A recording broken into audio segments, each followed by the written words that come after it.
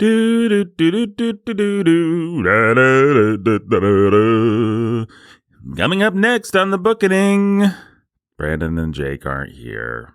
Brandon and Jake are not here.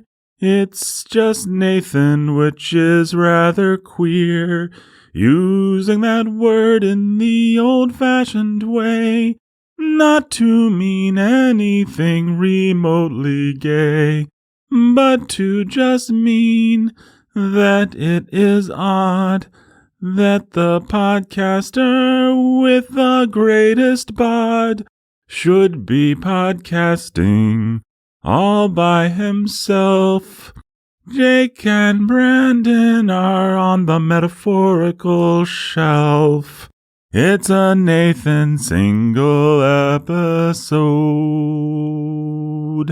Hey everybody. That's right. The song did not lie. Jake and Brandon are not here. So there wasn't like a huge scheduling conflict or anything like that, but I'm having a baby within the next week or two. Little baby Theodora, the progeny of yours truly, is being born into the world. And so I just want to be ahead on episodes. And the easiest way to be ahead on episodes was for me to do one by myself. So that's what I'm doing right now. I think there's going to be some quality discussion, though, or quality monologuing. Is a discussion. If it's, you know what, it is a discussion. It's a discussion between me and between you, the listener, and between the person who asked us the question. So this question actually came in a couple months ago, and I'm guessing whatever situation it pertained to is no longer relevant, but I thought it was a good question for our podcast to address, and a good Nathan single episode maybe, because it's something I can talk about even without the fellas. So let's talk about this. This question comes from one of our listeners. The question is, I am currently in my first or second semester of college, and I'm taking a literature class, and they want me to read a John Updike story. And the John Updike story contains some pretty sexually explicit material, as John Updike stories do. And I'm not really comfortable with it. And the question is, should I read a wicked, perverse story for my literature class? Yours truly, perplexed in Poughkeepsie. She's not really perplexed in Poughkeepsie. Oh, it's a she. Well, yeah, it is a she. I gave it away. Anyway, I'm sure Jake and Brandon would have some very wise thoughts and insights about this question, but they're not here. And I'll tell you who is here. Me. So let's talk about discernment. Let's talk about where you draw the line in regards to, I guess this could apply to anything, what songs you listen to, what movies you watch, what news outlets you give yourself to. I don't know. This really applies to everything. What kind of people you make friends with, what type of events and parties that you go to. Discernment applies to everything, right? Or it should. But we are going to talk about the subject of discernment through the lens of what books should I read and what books should I not touch? Where do I draw the line? And I think this is an especially important topic for young people as they get out of the house, as they go to get educated, as they go to college, which obviously a lot of our colleges are horrible, hellish institutions bent on corrupting our youth. And I say that without any irony. I think that that's just true. But it is also true that under the best circumstances, college is a time when you, for lack of a better phrase, when you find yourself. It's a time when you become settled, when you become, period. Like your whole youth is this process of becoming. And somewhere in your 20s, if you're doing it right, you become. You are suddenly the person that you have been becoming. Actually, I think for a lot of people, that doesn't really happen until they're in their 30s. I wouldn't say that it happened for me until then. But you're making some very active choices, and you're being forced to make some very active choices for the first time when you get out of your house. Obviously, I guess there's lots of people who have different kinds of arrangements with their parents and different levels of authority that they live under through their teenage years. And some people come from single parents or different situations. My parents divorced when I was out of the house, and I would say there was pretty lax oversight of my entertainment and book reading diet for the second half of my adolescent years, my pre out on my own time. So that's my story, but everybody has slightly different preparation in terms of how much responsibility they've had to bear for what they allow into their life in terms of content.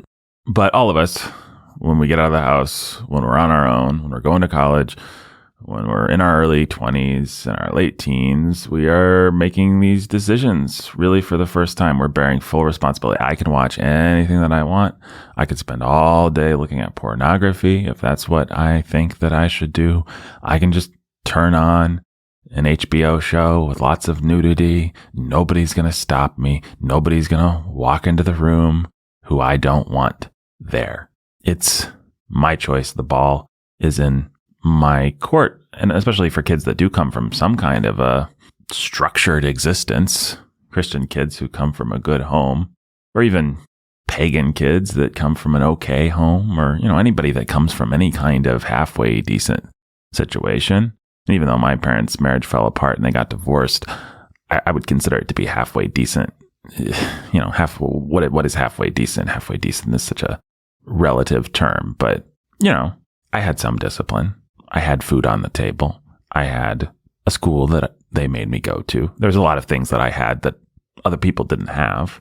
And so, again, everybody's coming from a slightly different place. But I think most of the people that are listening to this podcast probably had some kind of structure to their existence until the age of 18, 19, whatever, until they got out on their own. And then suddenly you have to make these decisions. And if you're not prepared, it can be difficult. Now, let me take a little sidebar here to say one of the things that I think is so important in teaching, in high school teaching, in youth group teaching, in preaching, in parenting, anyone who is training the mind of a young person, I think it's really important that you teach them not just what to think, but how to think. And I don't know how you do that. I mean, it's going to be different for every kid, and it's going to be different for every stage of life. And, there's so much we could say. We could do a whole series of podcasts on that subject alone. But the only point I want to make here is that if your kids have always been just told what to think, in our house, we don't watch this, we do watch this. In our house, we don't read this, we do read this. But they've never been taught how to think about those things and how to make those decisions for themselves, then that's going to be a huge problem for them. When they suddenly get out on their own, they suddenly have to do it. All the sort of training that they have in, I just don't do this sort of thing. They may well begin to question that if they don't actually have a model for why they don't do this sort of thing. And so I think it is so important from an early age to be teaching kids how to think. And of course, a large part of teaching someone how to think is teaching them what to think. A large part of any educational pursuit is brainwashing. And that's a cynical, silly Nathan kind of a way to put it. But I really think it is true. You repeat something enough, you model something enough, and someone just absorbs it. We see the bad version of this all the time where kids come from abusive homes and they just think that whatever they came from is normal. Of course, dad screams at mommy and throws things. That's just what dads and moms do. They don't realize there's a larger world out there where that doesn't happen. And there can be very negative examples of that, but also it can be a very positive thing. In our family, a good family reads the Bible. A good family, the father treats the mother with dignity. The wife is deferential to the husband, whatever it is. These are the kinds of things that actually do have to be modeled, and you do have to sort of tell people what to think. But then as you develop, as the young person develops, you begin to give them more responsibility, and you begin to teach them how to think, and you begin to give them the tools for evaluating things critically. And how you do that is not my problem on today's podcast. I think you let them listen to great Christian podcasts, which are all about asking serious questions of the Western canon. That's probably one thing that you do. I mean, honestly, we do try and make this podcast about how to think more than what to think. I don't really care what you think about C.S. Lewis, for example. I have some very strong opinions about C.S. Lewis, both good and bad, but I don't really actually care what you think about C.S. Lewis. I just want to burst you out of your bubble of feeling like you have to think a certain way about C.S. Lewis. I just want to give you the freedom, ultimately, to think whatever you want, whatever you think is wise about C.S. Lewis. And a lot of the shock tactics that we might do on this podcast are actually, if I may wrap myself in a noble flag here, a lot of what we do is intended for exactly that. So, all that being said, sidebar over, our mission today is to talk about, very specifically, making wise, informed decisions about the moral lines that you draw in regards to the content that you allow into your heart and into your brain.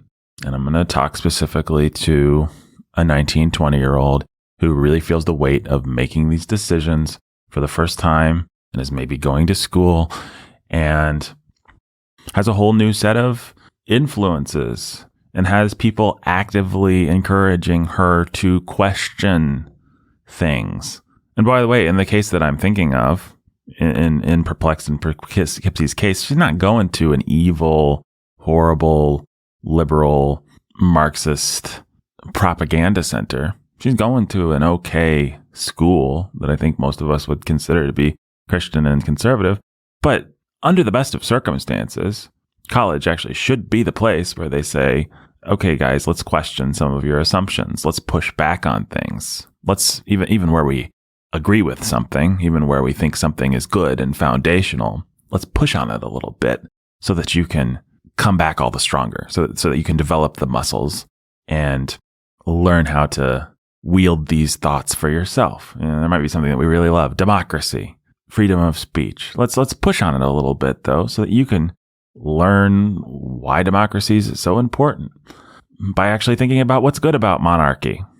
You know, college is the place where you do that under the best of circumstances. It's been wildly corrupted in our culture, but that is actually what you're supposed to do. That's what you do in a good educational situation. And by the way, I one more little caveat. I have absolutely no dog in the fight about homeschooling or the trivium or classical education. I just don't care about any of that stuff. Maybe I will as my child gets a little bit older. Maybe I will have some strong opinions and maybe you'll hear about them on this podcast in the years to come.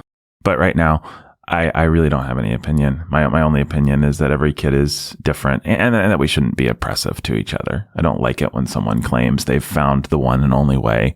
And unless you do that way, you are failing your child. I think that's kind of silly. But anyway, I know I'm in danger of stepping on some toes here, so let me back off. All I want to do is talk to the young person. I want to talk to Perplexed and Poughkeepsie right now, and I want to give her 4 principles for making discerning decisions, for wielding her discernment. So principle number 1, and the question, remember, is, should I read a wicked story for my class? Or where do I draw the line in terms of whether I read this wicked story or not? Okay, so principle number 1, you have to make up your own freaking mind about that. You have to make up your own mind about that, actually. I can't tell you what to do. A podcast can't tell you what to do. This is me kind of hearkening back to what I just said about how a good authority figure in many cases tells you not what to think, but how to think. Obviously, there are things that are very, very clear in life. There are things that are just simply sinful, and there are things that are just simply good. A good pastor can say, "Thou shalt not steal." He doesn't need to make it any more complicated than that. He can just say, "You should not steal." He doesn't have to teach you how to make up your own mind about stealing, right? But there are a lot of things in life that aren't exactly moral issues. I mean, or maybe a better way of putting it is, they are moral issues, but they're not clear-cut moral issues. They're more wisdom issues, actually. The Bible says things about the way that God intended sexuality. It says things about fornication being wrong. It says things about adultery being wrong. It says things about there being wicked, sexually debauched deeds that we shouldn't even name among ourselves. It says whatever is true, whatever is good, whatever is noble, think on these things. It gives us a series of commands. But in terms of how that applies to whether you read a John Updike story, you really have to make up your own mind about that. You really have to make that decision for yourself. I can't make that decision for you. God calls us to be faithful. He calls us to have wisdom. One of my favorite proverbs is in the book of Proverbs, and it's the beginning of wisdom is ... The fear of the Lord. Yes, it says that in one of the places, but the one that I actually like is where it says the beginning of wisdom is get wisdom. The beginning of wisdom is get wisdom.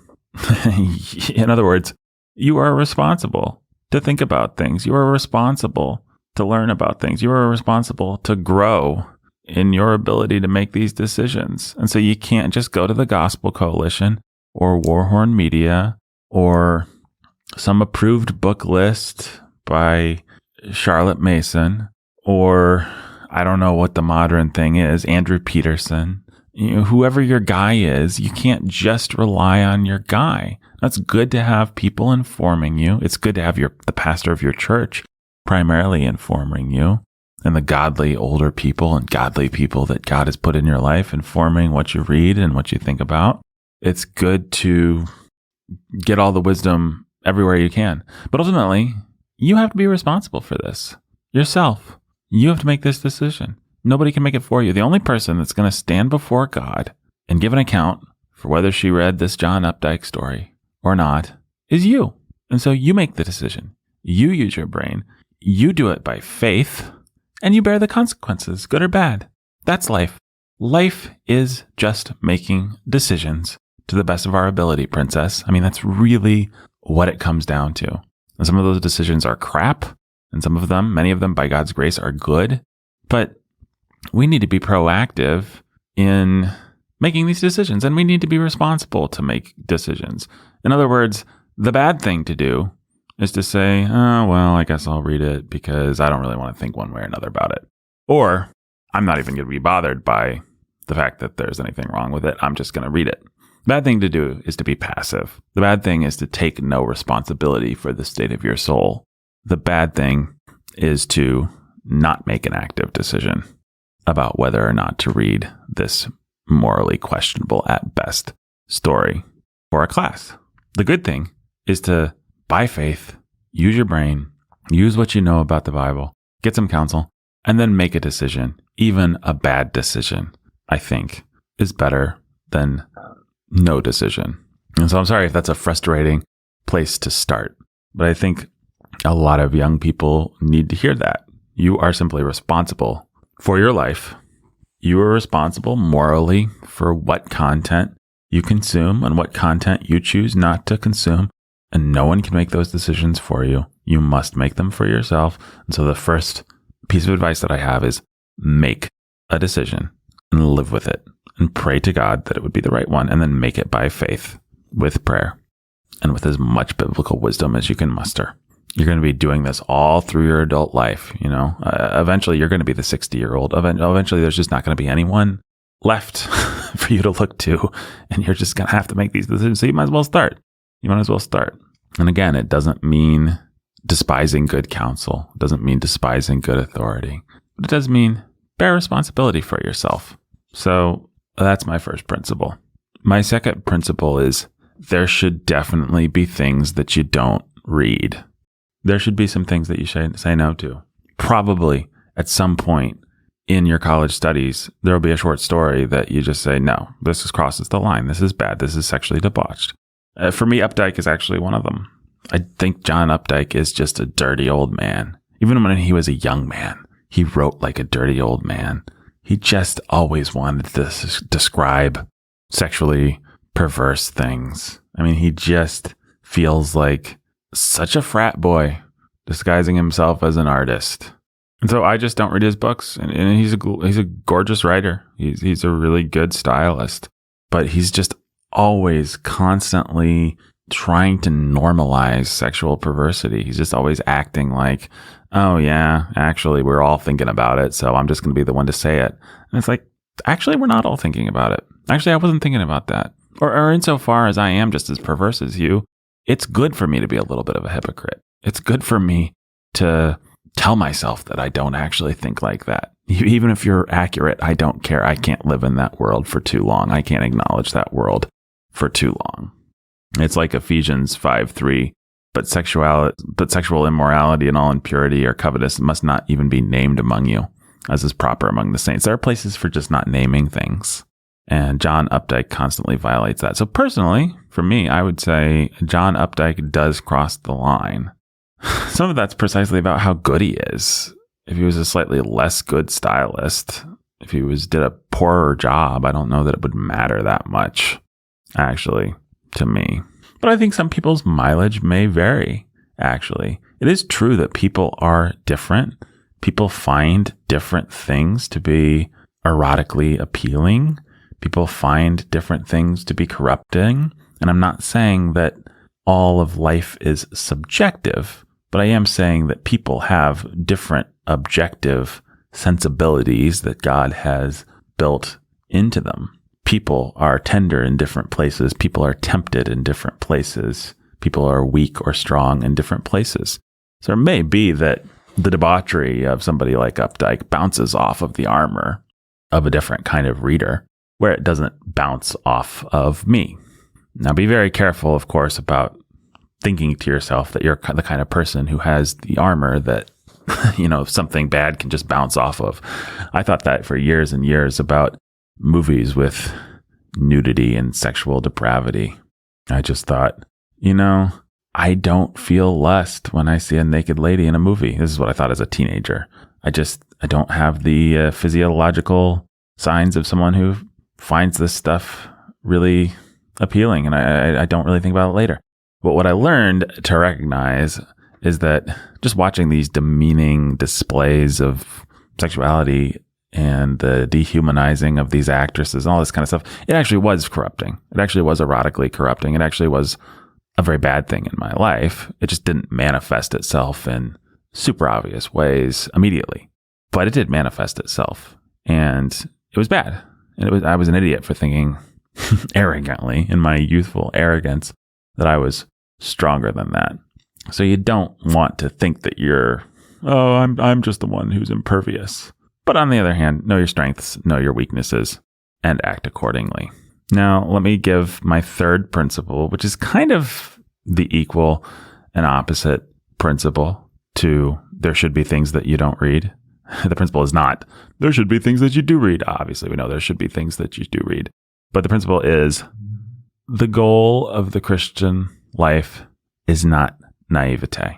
The goal of the Christian life is not naivete.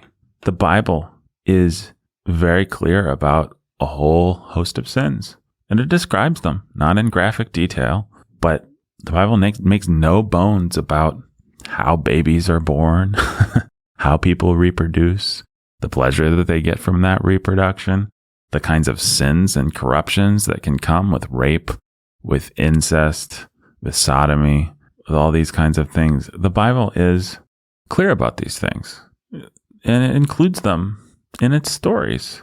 And so there has to be some place for talking about them in our literature. I do not believe that the Bible, just because it's the Bible, gets a free pass to do things that no other work of literature can do. I do think because it's the Bible, it was written and inspired by the Holy Spirit, and it does those things well and takes some, shall we say, if I can talk about it this way, some calculated risks that pay off because it's done in an infallible and perfect way that merely human writers need to be a little bit more careful about. In other words, just because the Bible does it doesn't mean you can do it and get away with it. But it does probably mean somebody can do it and get away with it. Great literature, great short stories, great novels, great movies. They do tackle the human condition. They do talk about the way we are. They do talk about man's depravity. And we should, as we read these things, be learning about ourselves. It's one of the primary joys and primary helps and primary graces of a great book or a great story is that it teaches you something about human nature. And you can't do that without talking about human depravity. The Bible does call us to be innocent as doves. It does call us to real purity of thought, to real purity of heart. But that cannot mean a complete lack of knowledge of any kind of sin and what goes on behind the closed doors of certain kinds of sinners, because the Bible is full of those things.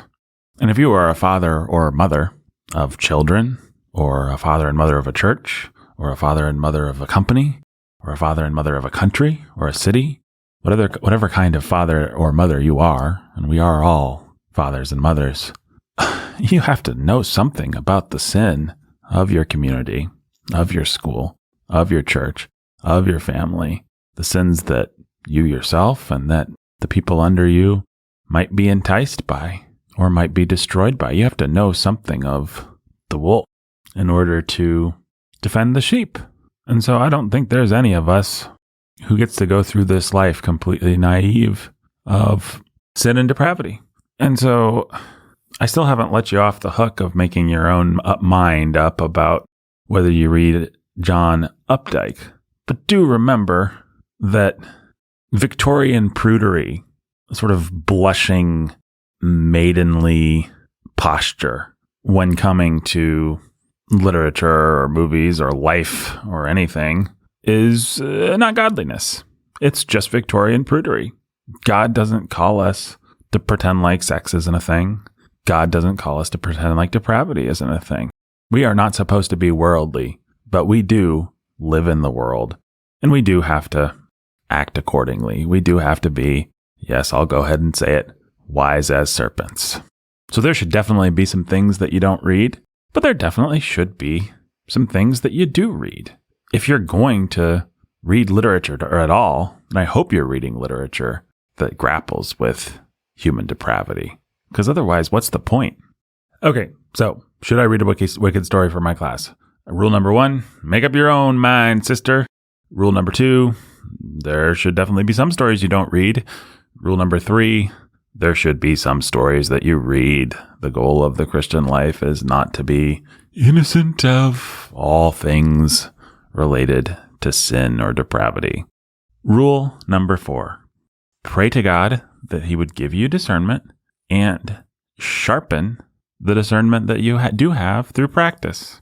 Discernment is a spiritual gift that God gives in different measure to different people.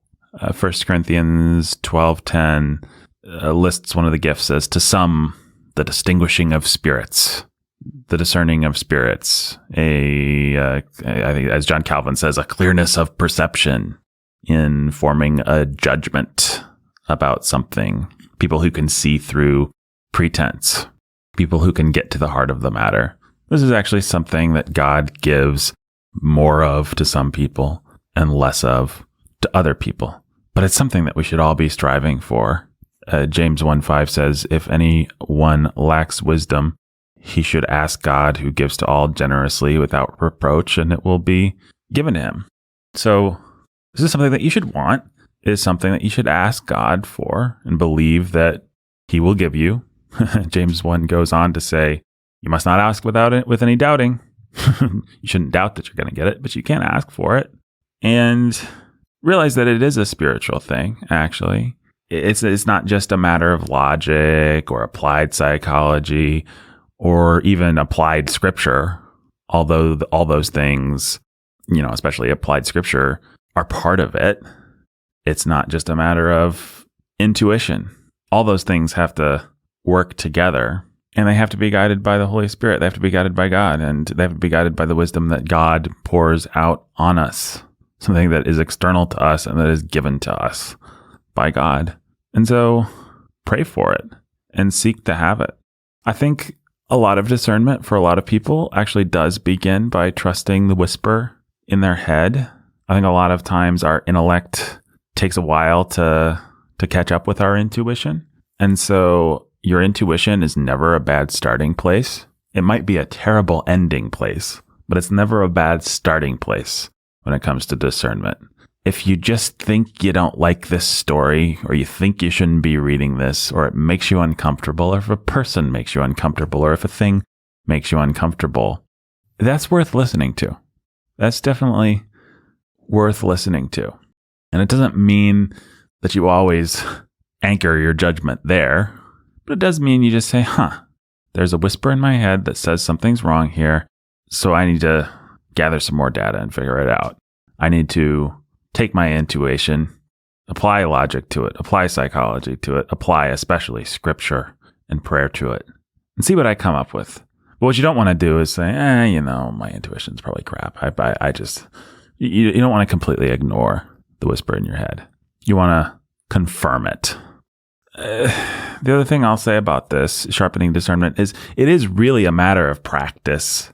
There's so many Bible verses that say things like practice discernment. Hebrews 5:13 or 14. Solid food is for the mature, for those who have their powers of discernment trained by constant practice to distinguish good from evil. And so you want to practice. That's why I said at the top, you want to make decisions. You want to be responsible and say, I think that's good. I think that's bad. Even where you're wrong, you're practicing. You're trying to be discerning. And I think if you're doing that with humility and with faith, that's something that God will honor. It doesn't mean you're going to be right every time, but it does mean that God will honor your humility and allow you to grow gradually in wisdom. Just like if you're practicing anything else, you may not become the Michael Jordan of basketball just because you practice basketball. But if you shoot some hoops every day, you're going to become a little bit better at basketball. Even if you're shooting them wrong, you're going to learn to shoot them with the wrong form in a way that's more effectively and gets the ball into the basket, right? And the interesting thing about older people who have had decades of practice and discernment, people who are really godly, older pastors, wise men, wise women, elders, they can oftentimes seem like they are relying completely on intuition, but actually they're just collating a lot of data really quickly. They're combining their intuition with their knowledge of scripture, with logic, with their knowledge of psychology. They're putting all those things together and they're doing it a lot faster than a young person or a person who's young in the faith or young in the art of discernment can do. And so it almost feels like they're just making a snap judgment. So oftentimes a young person will see that and think, if I want to be wise and awesome like them, I need to make snap judgments. It's like, no, you need to practice discernment. You need to go slowly and measure once, measure twice, cut once, and be careful. You can learn to be a little bit faster by doing it slowly and with care for as long as you need to. So don't be rash. Don't be a show off.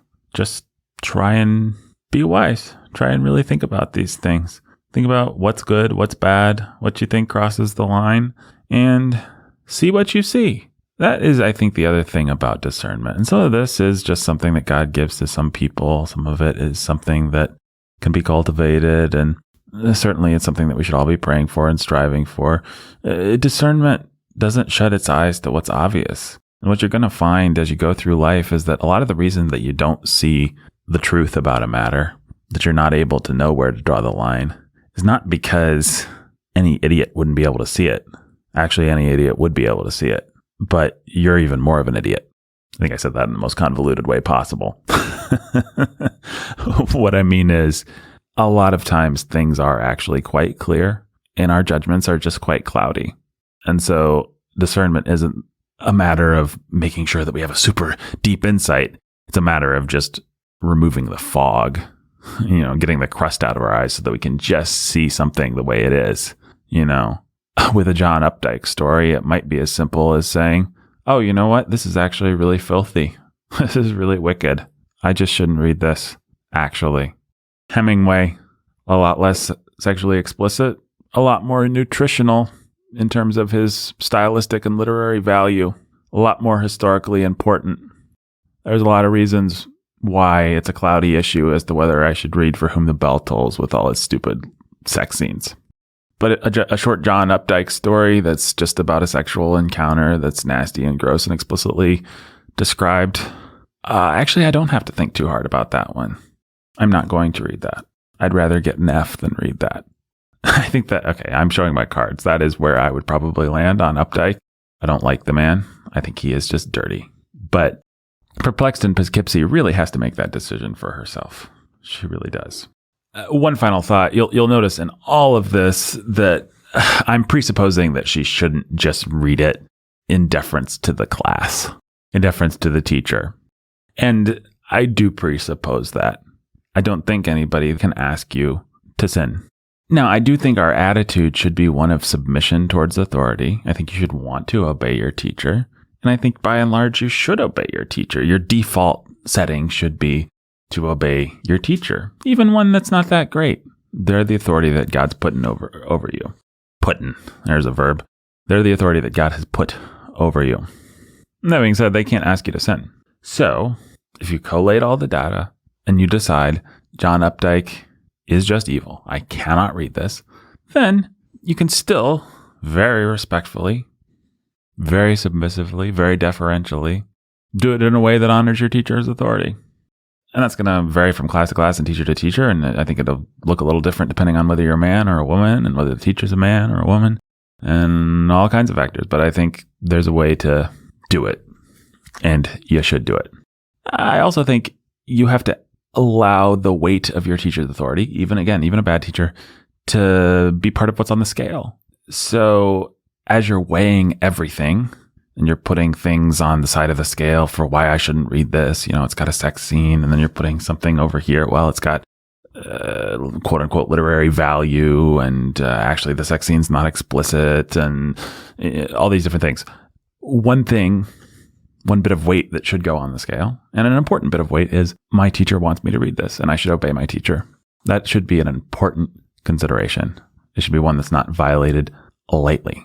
And so if you're trying to discern and you're on the fence about it, you could see some reasons maybe why you shouldn't read it, but also you think you should read it.